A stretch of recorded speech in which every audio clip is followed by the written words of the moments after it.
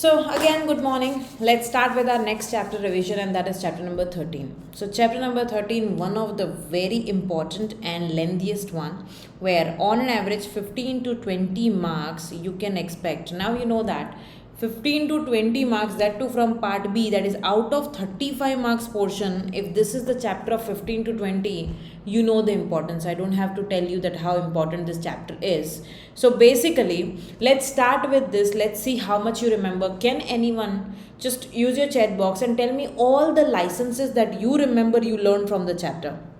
All the licenses. Come on, fast. Use your chat box without looking at your books. Udyam, that's not exact license. I would say the word is correct. Word will be, I can say MSME. Correct. Then PAN card. Okay. Then what else? Come on, fast. 10. Even GST. जो आपने GST में भी अलग से पढ़ा है, indirect taxation. What else? What else? Come on, बहुत सारे लाइसेंसेस पढ़े.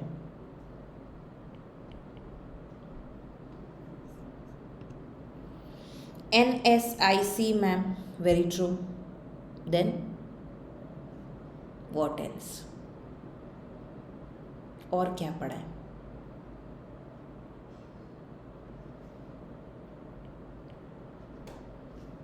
कुछ याद आ रहा है? Very true.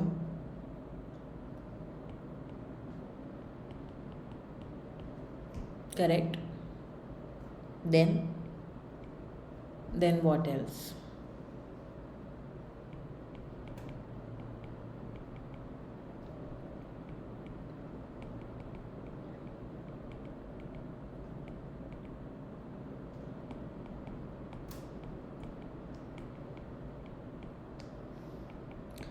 Shop and establishment, very true. Then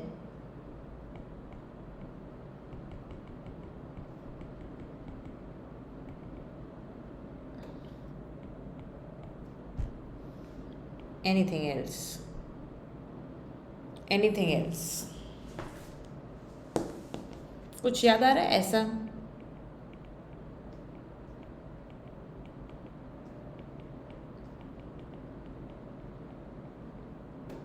Yes. Very true. Great. So basically कुछ ऐसे हमने लाइसेंसेस पढ़े हैं, right? On an average अगर हम बात करें तो ये चैप्टर कुछ इस तरीका का है. Now, see, I really don't know how you have prepared this chapter, whether you read it or not, whether you have given tests for the chapter or not. But now let's start with the beginning as if like we are reading it for a very first time after learning from the faculty how exactly you would do the chapter. So my pure suggestion, see, this is a question that I generally receive from the student. Ma'am chapter number 13 and 17 specifically कैसे करें, क्योंकि क्या होता है ना, initial जब faculty पढ़ाते हैं सुनते हम सब सही है, पर जब एक्चुअली अपने पे आती है ना तब हर प्रॉब्लम हमको दिखती है. So I would again would like to tell you that bifurcate the whole thing in like this, or as per your convenience, I must say. सो अगर आप MSME पढ़ रहे हो तो उसके साथ NSIC, इंडस्ट्रियल लाइसेंस, ऐसा करके कुछ टॉपिक जो आपको सिमिलर लगे, या जब भी आप चैप्टर करो तो I would totally suggest not to go directly with chapter number 13 fully. अगर आप चैप्टर नंबर 13 स्टार्ट कर रहे हो, सो आई वुड सजेस्ट जो भी चैप्टर आपका चल रहा है वो कंटिन्यू करो, साथ में 13 लो. First 3 licenses, okay, done. उसके बाद दूसरी बार जब आप पढ़ो तब 3 लाइसेंस लेना. Don't go at a stretch like let's say 5 hours chapter number 13. I would not suggest that. Instead जब आप डे बिफोर एग्जाम रिविजन कर रहे हो तब आप 13 का पूरा नोट्स वोट्स रेफर करो एक साथ, इट्स फाइन. बट अगर फर्स्ट टाइम पढ़ रहे हो, do not go together, let it be like topic wise. तो 3-3-4-4 topic you can divide. And इसके लिए बेस्ट पार्ट है, कैन आई से दिस, जिन लोगों ने रेफर किया उसको पता है कि ये बेस्ट है. लिखवाया है ना पूरा ये चैप्टर शॉर्ट में. यस. सो अब आपको कैसे इसको प्रिपेयर करना है, Ma'am, if 5 mark short note is asked, then you have to decide. See, it's up to you how you will prepare, because see, every student is having some different type of power or mentality कि मुझे क्या याद रहेगा, मेरे लिए क्या easy है. So for example, let's say I am focusing on FCRA. let's assume this is the first topic, just an example.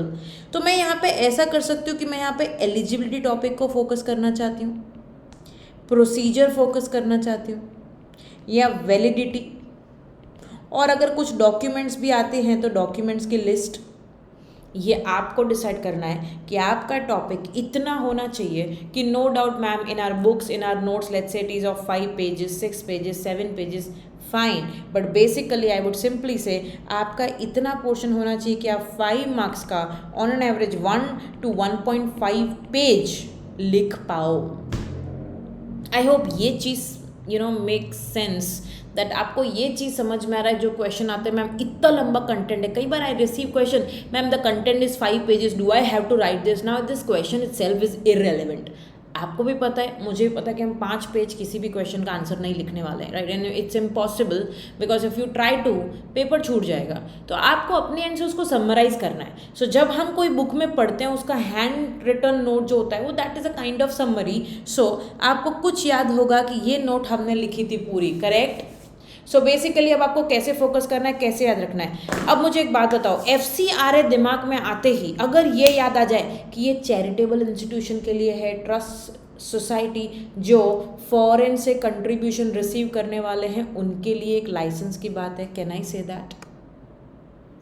That, right. उसके साथ साथ मैम आपका एग्जिस्टेंस लास्ट 3 years में होना चाहिए, एंड आपने एटलीस्ट 10 लाख का चैरिटी किया होना चाहिए, तो आपके लिए ये लाइसेंस लेना इजी होगा. And if not, then you are kind of an exception.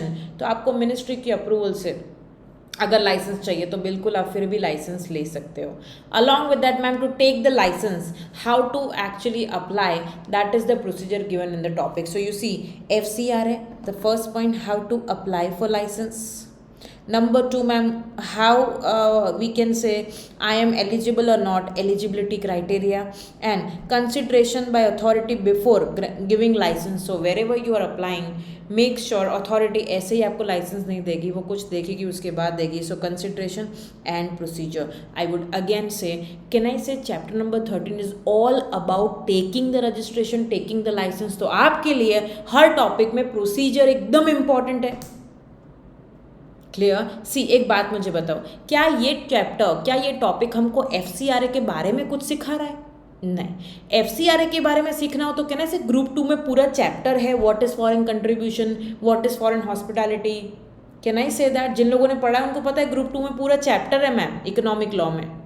Yes, but यहाँ पे उसी चैप्टर का एक हिस्सा है how to take licence. So again, मैं आपको ये नहीं एक्सपेक्ट कर रही कि आप ड्रग्स वाले लाइसेंस में, ड्रग्स के बारे में, कौन से ड्रग्स में लाइसेंस लेना पड़ता है, कौन से में नहीं, वो तो मेरा इंटरेस्ट एरिया ही नहीं. कहने से I am talking only about procedures for this chapter.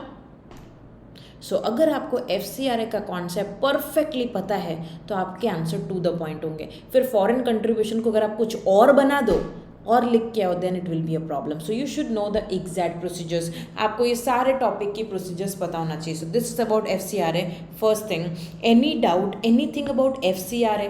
So it is all about those entities, section 8, trust और सोसाइटी जो चैरिटी का काम करती है, उनको फॉरेन से कंट्रीब्यूशन अगर रिसीव करना है तो ऐसी इंडस्ट्रीज़ को, ऐसी पर्टिकुलर कंपनीज़ को कंपल्सरीली लाइसेंस लेना पड़ेगा इंडिया से. और ये लाइसेंस आप लाइसेंस ले सकते हो, या तो फिर आप 1 टाइम अप्रूवल ले सकते हो अगर ये 1 टाइम की बात है तो, राइट. एंड वो लाइसेंस लेने के लिए प्रोसीजर एंड डॉक्यूमेंट यहाँ से करने हैं. Clarity everyone, right. Number 2, ma'am, IEC, import export code. This is again something, a very similar topic is given already in group 2 economic law, that is foreign trade policy का topic है, तो जो topic कहीं ना कहीं connected है तो आपके लिए वो थोड़ा सा एफर्ट कम कर देता है, राइट। सो यहाँ पे पढ़ोगे, अगेन ग्रुप 2 में भी पढ़ोगे। सो जो टॉपिक कॉमन है मैं आपको बताती जाऊंगी। So topic 1 common, topic 2 IEC, it is import export code, आपको पता होना चाहिए। If you want to do import export, great, IEC लेना पड़ेगा, पर आईईसी किससे लेना पड़ेगा? डीजीएफटी, तो director general of foreign trade, this is you have to remember. DGFT से लाइसेंस कैसे लेना है IEC, and this is always one time. यहाँ पे एफसीआरए की तरह वैलिडिटी नहीं है 5 साल की या वॉट एवर, यहाँ पे once in life time you can say for the business आपको आईईसी लेना है। Whenever you do import and export you have to mention that code number, उसके बाद ही आप कर पाओगे। पॉइंट अभी ये मैम ये आईईसी कैसे लेने का, that's the procedure again, and documents, that is topic number 2 IEC. साथ साथ में देखते जाओ, अगर लिखा हुआ है तो बुक साथ में रेफर करना। And this are the documents to be given. And ma'am IEC का फीचर क्या होगा, जैसे कि मैंने बोला इसको रिन्यू नहीं कराना पड़ता, it's more like a life time validity. अब सिर्फ एक बार वेरिफिकेशन होता है, बाकी once in life time, you don't have to take again and again.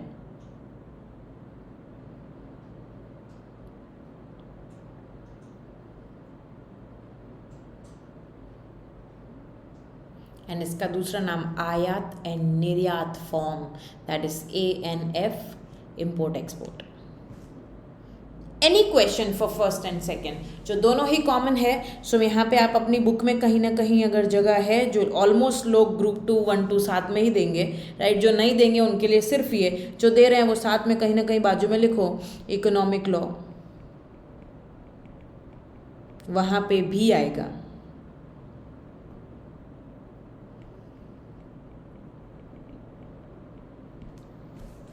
Third, drug license. आपको कुछ याद है? होलसेल एंड रिटेल वाला कॉन्सेप्ट यहाँ पे ज़रूरी है, जबकि मैंने आपको सिखाया था, सी रिटेल पे एग्जैक्ट कंज्यूमर आएगा।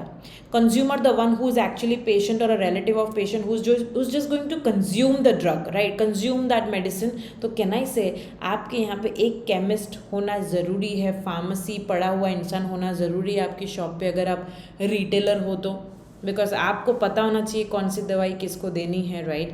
एंड अगर होलसेल है तो भी कुछ लोग चलेंगे, राइट, क्योंकि होलसेल वाले डायरेक्टली रिटेलर्स को सेल करते हैं, राइट। यहाँ पे सॉलिड वे से एक यू कैन से इतनी रिक्वायरमेंट नहीं दी कि एक ये वाला डिग्री चाहिए ही, बिकॉज रिटेल के पास कंज्यूमर आते हैं, बट होलसेलर के पास तो सिर्फ रिटेलर्स ही आने वाले। ड्रग लाइसेंस इम्पॉर्टेंट आपके लिए नया, क्योंकि आपने पहले कभी पढ़ा नहीं है, वापस कभी पढ़ोगे भी नहीं, जो है वो यहीं पे है। That is why you should remember, because आपको इसमें थोड़ी मेहनत लगेगी। ये 2 अथॉरिटी आपको पता होना चाहिए, सेंट्रल एंड स्टेट। लाइसेंस भी 2 हैं, रिटेल एंड होलसेल। पूछा जा सकता है क्योंकि एक्स्ट्रा ऑर्डिनरी टॉपिक है अपने course wise, right. This is going to be useful for the people who may get internship, job और अ करियर विद और you can say even practicing में client which is pharmaceutical based company, तब ये काम आएगा। You can see that I am waiting, this is important. अगर पूछा गया 5 मार्क्स का शॉर्ट नोट, तो ड्रग लाइसेंस का कंटेंट एनीवे बहुत कम है, तो आपको सारा कंटेंट याद रखना है। So area wise, because you know that when we talk about drugs you need to have some storage facilities as well, जो आपको compulsory रखनी पड़ेगी if you are pharmaceutical based business. Check, I'm waiting.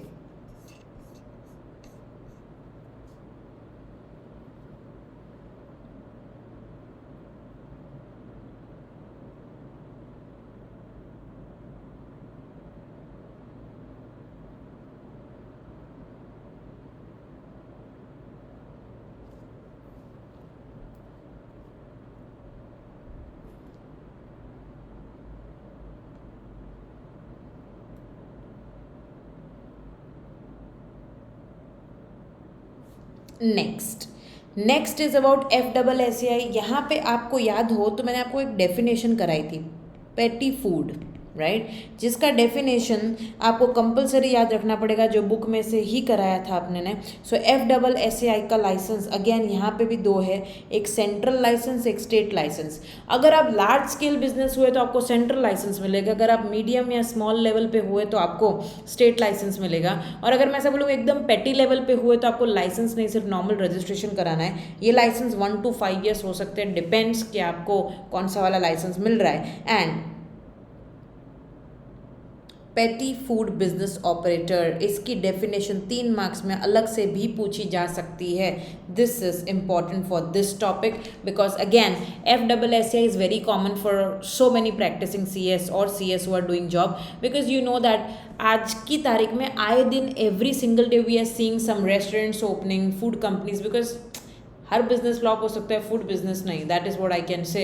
So that is why ये business का knowledge होना थोड़ा बहुत ज़रूरी है। कोर्स में इतना नहीं है, बट मार्केट में हो सकता है आप में से 10 लोगों को शायद जॉब भी इसी इंडस्ट्री में मिले, या प्रैक्टिस में क्लाइंट भी इसी इंडस्ट्री के मिले। Check that.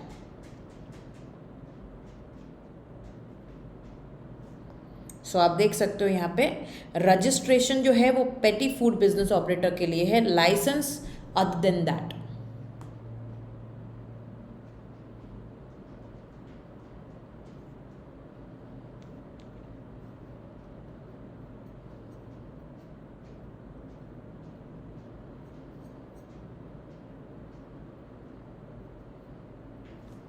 Next, PAN card पे मैं नहीं जाना चाहूँगी, यहाँ पे बैठे हर एक इंसान को पता है what is PAN card. So of course ये चीज़ आपको इनकम टैक्स में भी है। PAN card, TAN and GST, this I would not go much into detail because this is something the easiest one, and institute के पास पूछने के लिए इसके अलावा बहुत और टॉपिक हैं, but still this is something you can manage from your income tax, from your GST part, you know you can easily write the short note. Now coming on the most important one, इसका reference बहुत सारे अलग अलग topics में हमने देखा है। Shop and establishment act मैं आपको वापस से याद करा दूं, चैप्टर नंबर 6 में हमने देखा था if you are sole proprietorship, partnership, and अगर आपको ये एक्ट एप्लीकेबल है please go with it, because factories act applicable है, ये नहीं आएगा। ये अगर एप्लीकेबल है तो आपको अलग से रजिस्ट्रेशन करवाना पड़ेगा, and this is state levy. एंड दूसरा इसका रेफरेंस था चैप्टर नंबर 15 में। अगर आपको याद है चैप्टर नंबर 15 में इतना छोटा सा शॉर्ट नोट दिया है शॉप एंड एस्टेब्लिशमेंट में। अब यहाँ पे डिटेल में है शॉप एंड एस्टेब्लिशमेंट एक्ट की अगर हम बात करें तो ये उन लोगों को एप्लीकेबल है जिनको फैक्ट्रीज एक्ट एप्लीकेबल नहीं है। जिस तरह फैक्ट्रीज एक्ट में आवर्स ऑफ वर्क सिस्टम की, आपको कितनी लीव्स मिलनी चाहिए, राइट, आप कितना आवर्स वर्क करोगे, वो सब यहाँ पे है। पर फैक्ट्रीज के अलावा की एंटिटी के लिए मैं रेस्टोरेंट को फैक्ट्री नहीं बोल सकती, मैं थिएटर को फैक्ट्री नहीं बोल सकती। So that is something commercial establishment जिनको ये एप्लीकेबल है। थोड़ा डिफरेंट हो सकता है स्टेट टू स्टेट बिकॉज ये सेंट्रल लेवी नहीं स्टेट लेवी है। बात करते हैं अगर हम लाइसेंस की, तो यहाँ पे आपको चीफ इंस्पेक्टर के पास जाना है लाइसेंस लेने के लिए, राइट, एप्लीकेशन करो। लाइसेंस जो आपको यहाँ पे मिलेगा वो जनरली 5 ईयर्स का होता है, देन रिन्यूअल कराना पड़ेगा, एप्लीकेशन देना है, फीस भरनी है। और अगर आपको लगे कि मेरा लाइसेंस तो मैम आ चुका है but I want to do some changes, no problem. जब भी आपके एंटिटी में कोई चेंजेस होते हैं विद इन 15 डेज आप वो चेंजेस को भी रजिस्टर कराओगे। Ma'am I don't want to continue my business, no problem. As and when you decide to close down your business, again जब आपने बंद करा 15 दिन के अंदर अंदर प्लीज़ वो भी इन्फॉर्म करो इंस्पेक्टर को, ताकि आपका नाम रजिस्टर में से हटा दे और आपका जो लाइसेंस था वो भी I mean you can say cancel कर दे, रिवोक कर दे। This is about shop and establishment act. 5 mark का क्वेश्चन इसमें आप एक्सपेक्ट कर सकते हो, important. Okay, so till now FCRA, IEC हमने किया, ये वाला किया, shop and establishment act, right, and some you can say drug, FSSAI, any question, anyone, if you have so far, put it in the chat box. Any question, anyone. If no question, put it ma'am, no question, so I can go accordingly.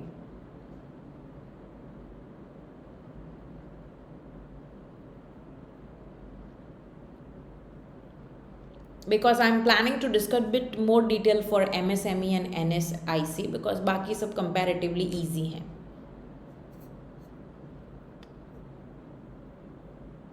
Okay. Anyone, any question?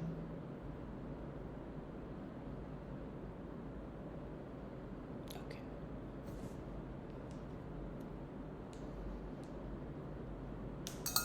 Fine. Telecom industry की बात करें तो आपको थोड़ा बहुत knowledge होना चाहिए try and उसके ऑब्जेक्ट के बारे में। सो ट्राई ने क्या दिया, ट्राई के objects, initial part, right, functions क्या है ट्राई के, एंड इसके अलावा इंपॉर्टेंट पॉइंट था अदर सर्विस प्रोवाइडर। सो जैसे कि नेट बैंकिंग हम करते हैं वैसे टेली बैंकिंग, टेली मार्केटिंग, जहाँ पे भी अगर आप टेलीकॉम इंडस्ट्री को यूज़ करके सर्विस प्रोवाइड कर रहे हो अदर सर्विसेज, तो आपको OSP लाइसेंस लेना पड़ेगा, राइट। सो हर एक कमर्शियल एक्टिविटी जो टेली कम्युनिकेशन के थ्रू हो रही है उसके लिए OSP लाइसेंस है, और OSP लाइसेंस जो लेना है, राइट, उसके लिए आपको जो डॉक्यूमेंट्स देने पड़ेंगे दिस इज, एंड जो ये लाइसेंस है वो 20 ईयर्स के लिए वैलिड है, अनलेस एंड अनटिल अगर आपको कोई अलग से ईयर बोला हो तो वो चेक टेलीकॉम इंडस्ट्री।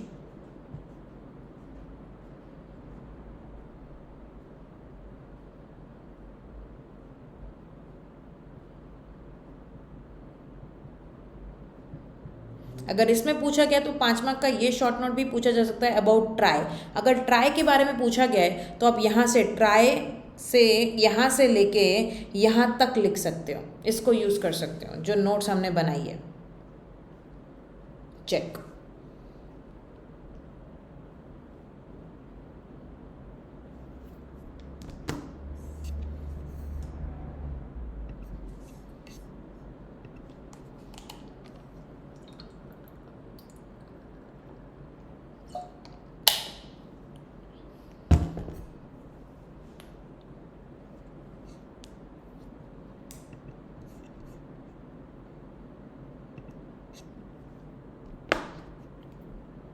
करें स्टार्ट अभी थोड़ा टेक्निकल से। RBI बैंकिंग,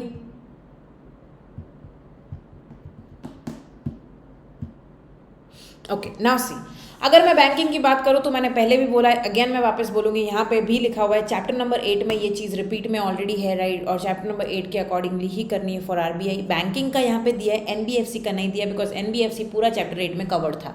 सो यहाँ पे अगर बैंक की बात करें तो यू नो दैट बैंक मतलब SBI बैंक है, एक्सिस बैंक बैंक है, HDFC बैंक है, बट मुथूट फाइनेंस बैंक नहीं है, नॉन बैंकिंग है, फाइनेंस कंपनी है। सो आपको इन दोनों के बीच का डिफरेंस पता होना चाहिए कि एक होता है बैंकिंग कंपनी और बैंक, और आई कैन से नॉन बैंकिंग, बैंक नहीं है पर फाइनेंस में एक्टिविटी ज़रूर कर रही है। सो मुथूट फाइनेंस, बजाज फाइनेंस, ये जो भी फाइनेंशियल कंपनीज है, राइट, वो बैंकिंग नहीं है। तो हम बैंकिंग लाइसेंस के बारे में यहाँ पे सीखने वाले हैं। नॉन बैंकिंग फाइनेंशियल कंपनी का लाइसेंस ऑलरेडी चैप्टर नंबर 8 में कवर्ड था। सो अगर मैं इसके लाइसेंस की बात करूँ तो मेक श्योर यहाँ से लाइसेंस का प्रोसीजर चालू होता है for banking. Axis, ICICI, HDFC, Kotak Mahindra, इन लोगों ने लाइसेंस लिया, उसकी प्रोसीजर क्या थी, यू कैन सी दैट जब भी आप एप्लीकेशन करते हो टू टेक अ लाइसेंस, कुछ कंडीशंस देखेंगे RBI, उसके बाद ही आप लाइसेंस लेने के लिए एलिजिबल हो।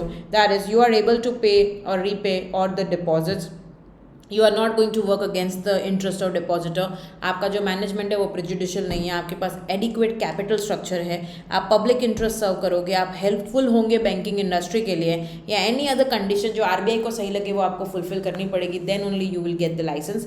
अगर हम बात करें किसी कंपनी जो इनकॉर्पोरेशन आउटसाइड इंडिया है, तो आपको याद हो तो अगर मेरी इंडियन बैंक, मेरी इंडिया की कोई बैंक अगर फॉरेन में बिजनेस करती है और फॉरेन में उसको और उनकी लोकल बैंक को इक्वल लेवल पे ट्रीट किया जाए, इक्वल रिस्पेक्ट दिया जाए, तो हम इधर इंडिया में आपको बिजनेस करने देंगे। कुछ याद आया?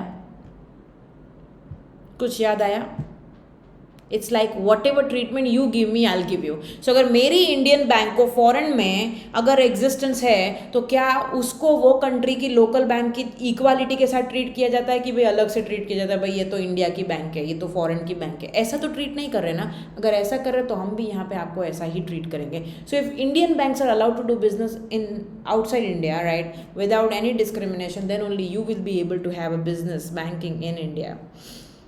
मैम अगर लाइसेंस मिल सकता है तो कैंसिल भी हो सकता है, ऑफकोर्स कैंसिल हो सकता है। अगर आप कैंसिलेशन से अग्रीव्ड हो तो आप सेंट्रल गवर्नमेंट में जा सकते हो। सो ये है लाइसेंस के बारे में। एंड अगर हम लाइसेंस की बात करें तो आपको कंपलसरी लेना है। मैम मैं तो RBI एक्ट और आई कैन से बैंकिंग रेगुलेशन के पहले ही ऑलरेडी एग्जिस्टेंस में थी, नो प्रॉब्लम, तो भी रजिस्ट्री करवा दो। अगर आपने नहीं किया तो RBI कुछ नहीं करेगी 3 साल तक, उसके बाद आपको डेफिनेटली नोटिस भेज सकती है बंद कराने का। सो दिस इज अबाउट बैंकिंग।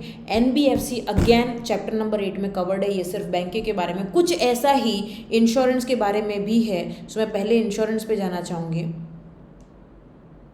या सो इंश्योरेंस के बारे में अगर हम बात करें, इरडा तो यहाँ पे अथॉरिटी है, insurance regulatory and development, you can से authority. IRDA is the regulatory authority for insurance industry. तो आप उसके फंक्शन देख सकते हो।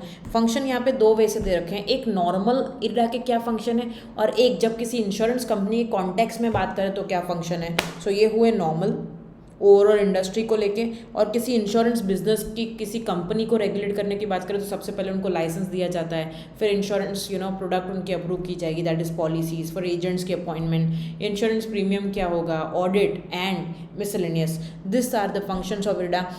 3 से 5 मार्क की शॉर्ट नोट इस बेस पे पूछा जा सकता है, write a note on IRDA.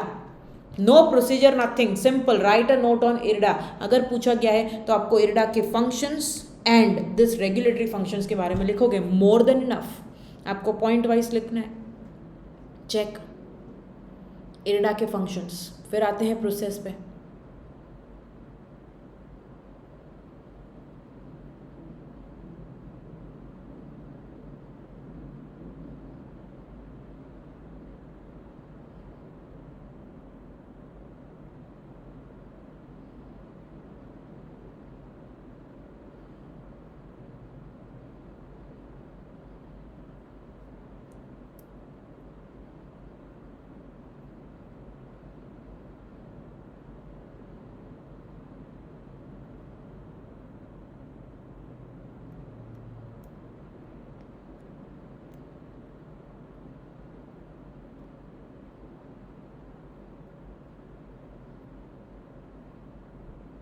And next ma'am, how to take a licence. अब यहाँ से आता है एप्लीकेशन की बात। तो अगर आपको याद हो तो IRDA R1, अगर ये फॉर्म एक्सेप्ट होता है तो आपसे R2 मांगेंगे, करेक्ट। अगर यही फॉर्म रिजेक्ट कर दिया तो R2 देने की जरूरत नहीं है। तो कहने से R2 is more like a technical and additional information.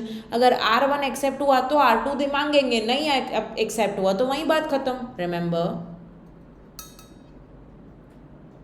Yes, so you can C R1 में हम क्या देंगे, normal documents like basic MOA AOA, incorporation, name address of your director, कौन से टाइप का इंश्योरेंस बिजनेस करना चाहते हो। अगर ये एक्सेप्ट हो गया तो आपसे मांगा जाएगा R2, एंड R2 के ये डॉक्यूमेंट्स आपको 1 2 3 4 टू 9 दिख रहे हैं, 1 to 9, ये इंपॉर्टेंट हो जाएगा। एंड प्लीज़ मेक श्योर आप इस पॉइंट को खास याद रखोगे कि मैम अगर मैं इंश्योरेंस बिजनेस करना चाहती हूँ तो I have to deposit some amount of cash और एनी अप्रूव्ड सिक्योरिटी, जो एक kind of you can say security deposit, आप समझ सकते हो इसको कि यार ये लोग सीरियस है इंश्योरेंस बिजनेस करने के लिए। आप कई बार आप देखते हो कहीं जगह पे हम कुछ बुकिंग करना चाहते हैं या कुछ भी करना चाहते हो तो एक सिक्योरिटी डिपॉजिट मांगा जाता है, so that we can show that we are very serious about this same way. So आपको लाइफ इंश्योरेंस में general, reinsurance, marine, whatever it is, कितना अमाउंट देना पड़ेगा एज अ डिपॉजिट, ये यहाँ पे लिखा है।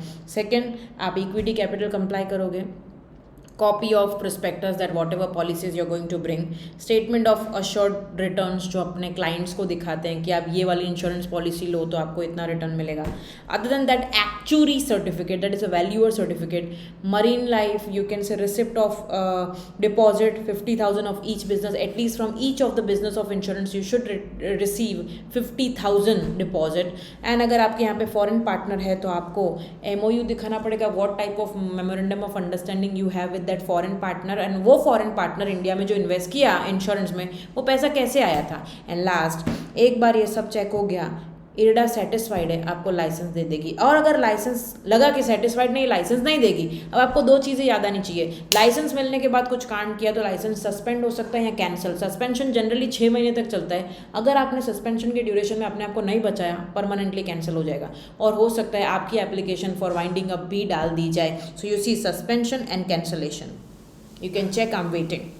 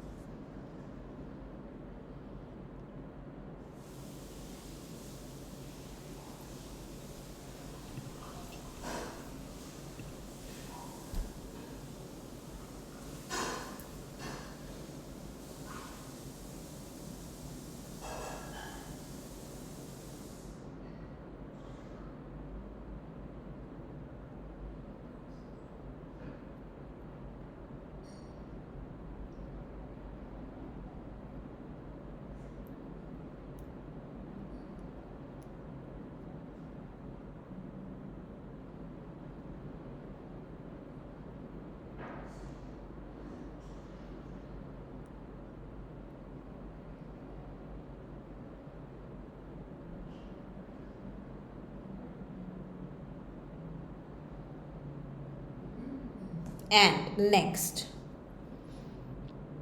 अगर आपने सस्पेंशन के ड्यूरेशन में, if you are suspended for like 6 months, within that if you correct the mistake that you have done, whatever mistake you have done, maybe आपने डिपॉजिट का कंप्लाई नहीं किया, हो सकता है आपने असेट एंड लायबिलिटी के ratio को मिसमैच कर दिया, या आपने जो भी कंप्लाइंसेस नहीं किए या ब्रीच किया है, just correct it. No, if you correct it and IRDA feels correct, तो आप वापस से रिवाइव हो सकते हो. You can be back to normal as a business entity. All you have to just make sure that you correct your mistake. अगर ये सही लगा तो इरडा आपको हाँ बोल देगा, पर अगर रिवाइवल नहीं किया, 6 महीने से ज़्यादा हो गया, तो आपका लाइसेंस परमानेंटली कैंसिल हो सकता है. चेक. एंड इरडा में कुछ अमेंडमेंट्स आए थे जो आपको पता है. नंबर 1, इरडा के अगेंस्ट अगर आपको जाना है तो आपको सेट में जाना है. मैम वही सेट जो सिक्योरिटीज़ लॉ में और सिक्योरिटीज़ कॉन्ट्रैक्ट एक्ट में क्रिएट हुआ था. यस, सेबी के अगेंस्ट जहाँ पे हम जाते हैं, set same. And along with that, अगर एफडीआई की बात करूँ तो अप टू 26% अलाउड था. Now with the new budget in 2020, Covid के टाइम, राइट, जो नया बजट आया उसमें इसको 74% तक बढ़ा दिया है. And along with that, equity contribution जब भी फॉरेन से आता है तो वो कैसे आएगा. सो अगर आप देख सकते हो, quantum of paid up capital held by foreign investor, जिसको हम फॉरेन की कैपिटल मानेंगे, पर मैम अगर हम उसी में इंडियन कंपनी के थ्रू किया हो तो भी मानेंगे. So it means ma'am, let's say ABC company is a foreign company, India में इन्वेस्ट कर रही है, और वो इंडियन कंपनी जिसमें फॉरेन का इन्वेस्टमेंट है, अगर वो इन्वेस्टमेंट किसी इंश्योरेंस कंपनी में करे तो हम ऐसा ही बोलेंगे वाया ट्रांसफ़र आया. सो फॉरेनर ने इंडियन कंपनी में डाला और वही इंडियन कंपनी इंश्योरेंस कंपनी में डाल रही है. That is also included. But if you are investing through banking और you can say public financial institution, it will not be counted as foreign investment. So this is all about insurance.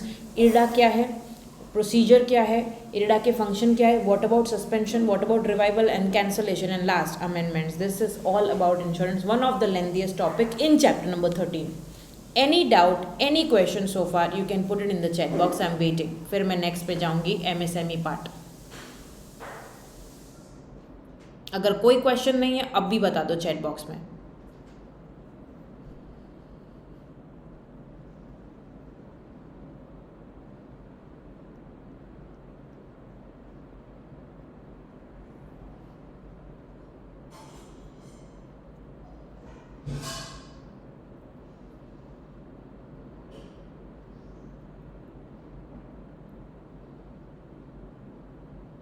Okay, no doubt. Okay, rest of you?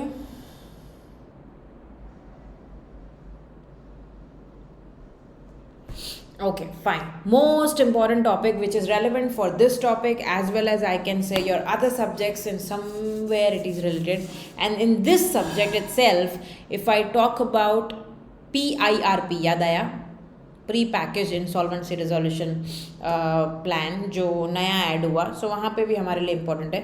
सबसे पहले आपको definition पता होनी चाहिए यही वाली. अगर कहीं कोई और डॉक्यूमेंट रेफर कर रहे हो, कोई और नोट्स रेफर कर रहे हो, फ्रेंड ने नोट्स भेजी है, समरी नोट्स है किसी और, गूगल पे नोट्स मिल गई, whatever, this is the amended one. And this amendment you should be knowing, that is micro, small and medium का definition. Now you know that micro, small and medium, let me just quickly go through the topic. Micro, small and medium enterprise, if you are, no problem. जब से Covid आया तो आत्मनिर्भर भारत एक concept आया. with that Modi government came with the point that we are going to give benefit of 20,000 crores to the MSME, those who are going to register with us. And for registration, the new topic came, that is Udyam. It is compulsory from 1st July 2020, and the time limit was given that up to the 31st of March, you can say, you have to register by 2021. You have to compulsory complete the Udyam thing. So 1st July 2020 से लेके 31st March 2021 तक का time दिया, right, that you please register yourself in Udyam. अगर आपने उद्यम उसके बाद रजिस्टर नहीं किया हुआ होगा, we will not give you any benefit of MSME. Udyam is free, yes free, it's linked with GST and your PAN card, right. It will give you QR code which is going to be unique for your industry.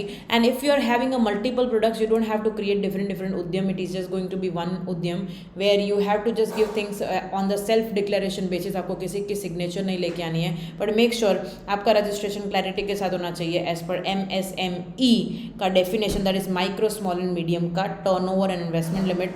As I mention before also that earlier MSME का definition था वो that was dependent on the plant and machinery and equipment में सिर्फ investment and it was bifurcated between manufacturing and service industry. Now it's very common for both of them but the term is change in a way that earlier it was just investment. Now we have investment and you can say turnover. Let me ask you a question. Answer is in front of you. Let's see what you are going to do with that. Let's say I am the company and I am registered as MSME, but I would like to know from you that which type of entity I am. Let's say my investment is 7 crores. My investment is 7 crores and my turnover is 52 crores. Which type of industry I am? Investment is 7 crores. My turnover is 53 crores. Come on, fast.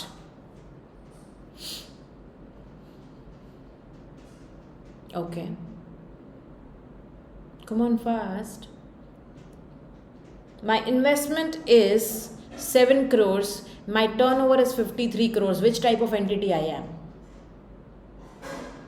Okay. Ma'am हमको यहाँ पे दिख रहा है कि 10 crores तक but and है. क्या मेरा टर्नओवर 50 के अंदर है? So even if you're falling in this but you're not able to complete your turnover limit, that means you are not here. So this will be the medium.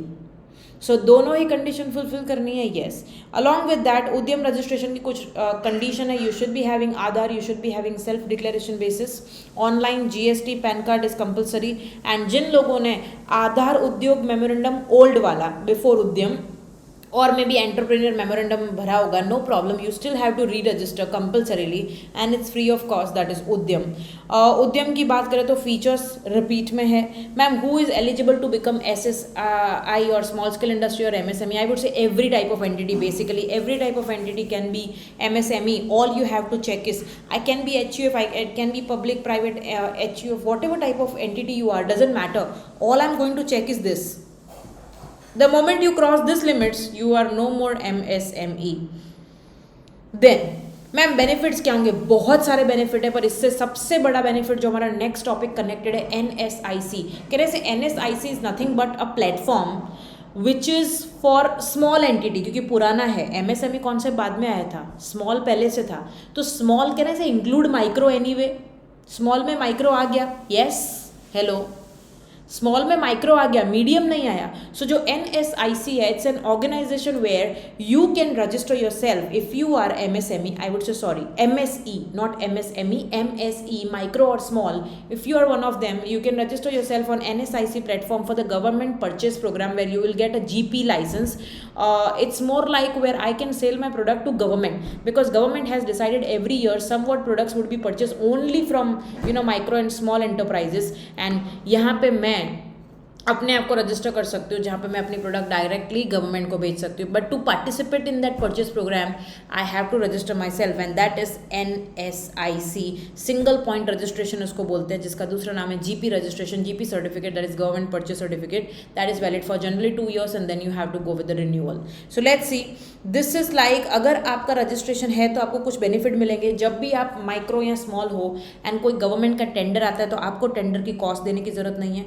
आपको tender से 15% ज़्यादा benefit मिलेगा जो normal common public को मिल रहा है, common entities को मिल रहा है. एंड MSE को मिलेगा तो उनको 15% ज़्यादा प्राइस मिलेगी गवर्नमेंट से. गवर्नमेंट के कुछ एनुअल गोल्स है. कुछ याद आ रहा है कि गवर्नमेंट जितना भी परचेस करती है पूरे साल में उसका 25% MSE से करेगी, उसमें भी 4% ST/SC से करेगी purchase and 3% women owned entity से ही करेगी. And there are 358 items in the government list which is specifically reserved for small scale industries, and if you are registered then only you'll get a benefit. Ma'am, how to be registered? So you can go on this website. आप NSIC की website पे जा सकते हो and जैसे ही आप website पे जाओगे तो आपको कुछ डॉक्यूमेंट्स भरने हैं, राइट. एंड उसके बाद आपको GP रजिस्ट्रेशन मिलेगा. डॉक्यूमेंट्स कौन से हैं वो आपकी लिस्ट मॉड्यूल में डिटेल में, आई मीन मटेरियल में डिटेल में दे रखी है. GP registration will be given and once you get a registration it will be valid for 2 years.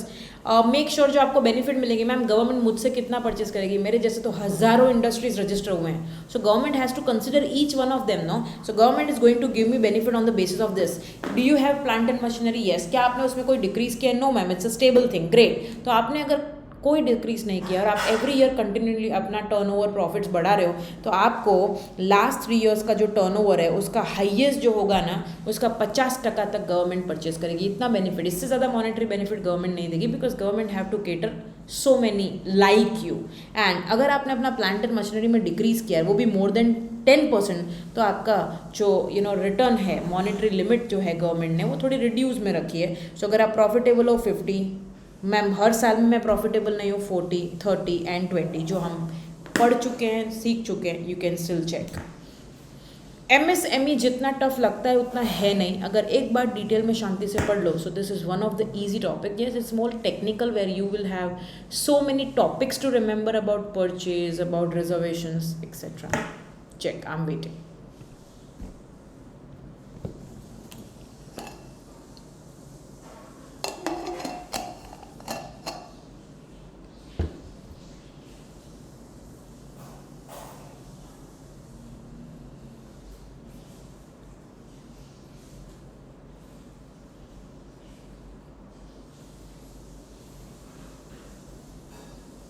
और इसके साथ साथ I would like to cover one more topic which is like in line with this only,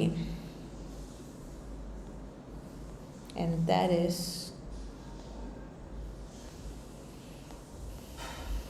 industrial licence. आपको पता होना चाहिए who still need to take industrial license. This is the only most important topic from this. Ma'am, who are supposed to take industrial license? As you are aware कि अब से industrial license ज़रूरी नहीं है, right?